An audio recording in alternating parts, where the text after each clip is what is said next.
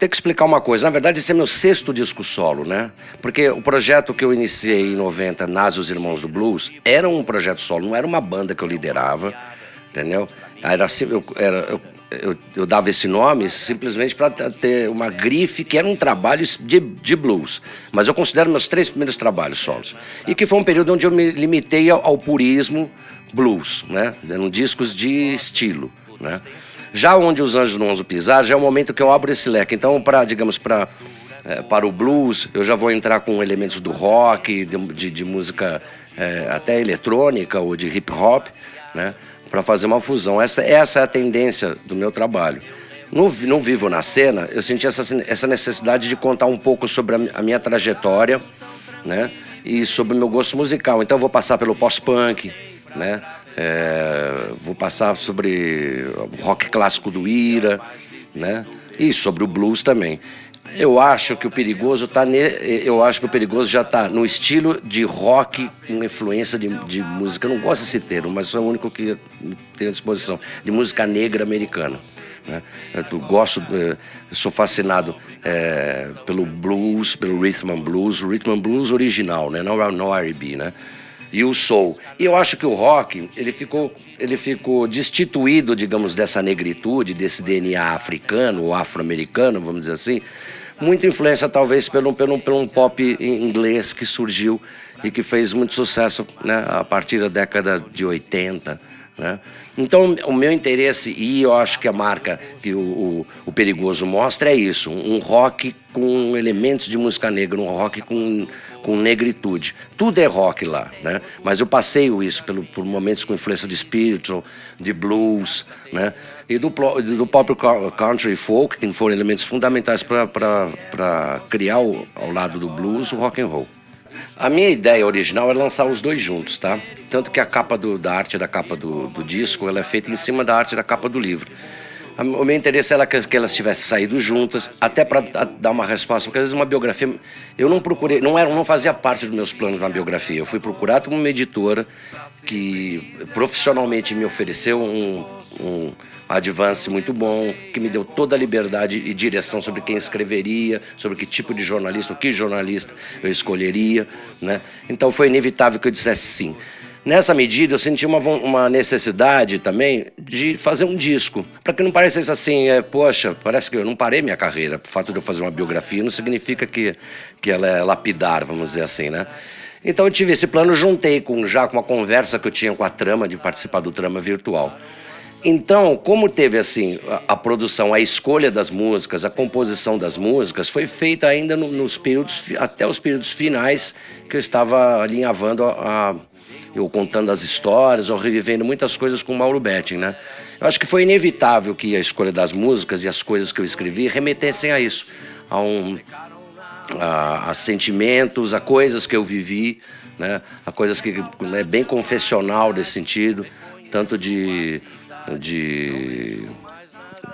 tanto das coisas que eu compus, que eu escrevi, como das coisas que eu escolhi. Até eu falo assim que nunca houve nada parecido comigo que desse esse espaço de Johnny Cash. Eu até acho que teve o último disco do Ira, tem Mariana Foi Pro Mar, que eu acho que foi algo que remete um pouquinho a esse folk dele. Mas essa música, obviamente, o Johnny Cash é um cara, a história dele é uma história de cair e levantar, seja através das drogas ou através de desentendimentos, de separações. É uma história de um cara que foi ousado na medida que criou bateu de frente com a indústria fonográfica para gravar um disco ao vivo dentro de uma cadeia, né, numa época que isso daqui era um absurdo completo. Então, me identifico com isso. Esse tipo de composição e de tom de falar é típico do Johnny Cash, né? Então, eu já estava com aquela melodia já compondo, ela não era exatamente um country, ela era uma coisa um pouco diferente, ela era mais uma balada mesmo. Aí, na hora que nós sentamos juntos, eu e o Johnny, a gente falou, pô, vamos por esse caminho. Aí... escutamos bastante coisas do Johnny Cash e pegamos coisas que são marcas registradas no trabalho dele, que são alguns pianinhos que fazem alguns detalhes. A gente usou um Moog, né, em vez de uma trompa, né, que ele usa muito disso, alguns discos dele de coisas de orquestra. usando um trompete, que criou uma coisa, um clima meio épico nas coisas, assim, onde a gente não usou isso, usou um Moog tentando fazer isso daí, né? E eu acho que saiu a contento. Olha, esse foi um conceito, vamos dizer assim, do disco, e eu acho que tá sendo dos meus trabalhos, meus últimos discos todos tiveram um resultado, tanto frente ao público, a crítica, muito bom, né? Muito bom, são de Os Anjos Não Ousam Pisar, o Vivo na Cera, foi indicado ao Grammy. Mas esse daqui ele tá sendo mais bem aceito ainda que os outros. E eu acho que um dos segredos é esse, porque eu vou dizer para você qual foi a teoria que eu usei. Eu procurei usar um tempo de vinil nele. Eu acho que um dos desgastes do conceito da qualidade do álbum, dos anos 90 para cá, foi isso. Eu vou te explicar por quê, porque eu estava inserido na indústria. Até o advento do CD, você tinha um tempo limitado de por volta de 38 minutos. Eram 18 a 19 minutos no máximo por lado, para você ter um mínimo de qualidades nos sulcos, né? Para você não fazer um bom disco. Então era isso com que um artista trabalhava. Então a canção pop, ela em geral, tem isso, 3 minutos, de 3 a 4 minutos no máximo. Canção pop, seja rock, seja romântico. Então isso criou, vocês sabem, um geral, tirando discos, sei lá, do Yes, ou do Pink Floyd, ou da música popular em geral, você criou aquele conceito de 10 músicas boas, né? As 10 mais.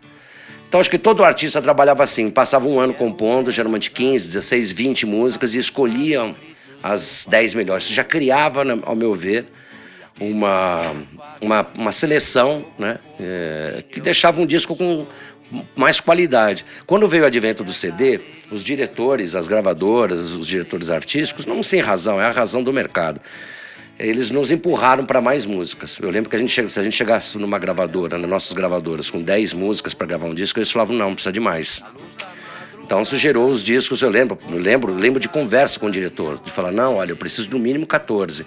Porque, não, mas temos 10 ótimas músicas. Não, mas se você for na loja, hoje em dia, do jeito que está a competição, do jeito que está a queda nas vendas do CD, se o cara vai vai comprar um CD, se ele vê o artista tal com 10 e do lado um artista tal com 16, ele fica com a 16. Quer dizer, é uma coisa meio imbecil, mas para os caras que lidam com um mercado chucro, vamos dizer assim, tem isso a ver. Então, o que aconteceu?